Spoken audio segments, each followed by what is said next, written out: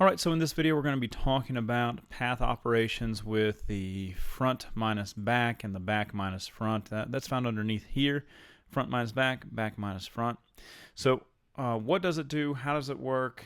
And how can we tell what is going to happen without even clicking on the path operations menu up here? So let's go ahead and talk about it.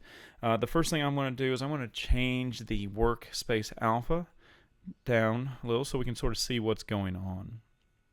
So we do have a circle, we do have a square, and over in the layers panel we have the circle on top, and then we have the square on the bottom or the back. Okay, now when we do the path operations, we want to make sure that we're selecting them both in order for the menu to appear, because as you can see, it appears right now, but if I just select the circle, nothing happens because we need to have two objects selected at a time. So I'm going to go ahead and select it.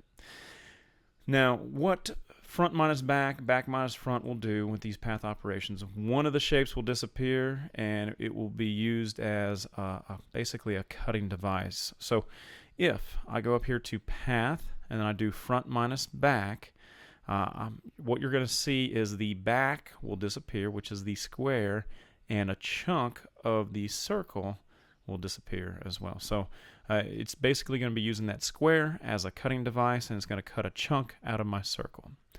Alright, I'm going to go ahead and undo that, and they're still both selected, they're still both in the same exact order. If I go ahead and go to path and then I go back minus front, whatever the minus is, so minus front, the front will disappear. If I do minus back, the back side will disappear. And that's how I remember this when it comes to these path operations. So back minus front, the front's going to disappear, the back is going to stay, and I select it, and now the chunk is missing out of the square. Alright, so that's how the path operations do work. Now of course, we just did the back minus front, and of course the front disappeared.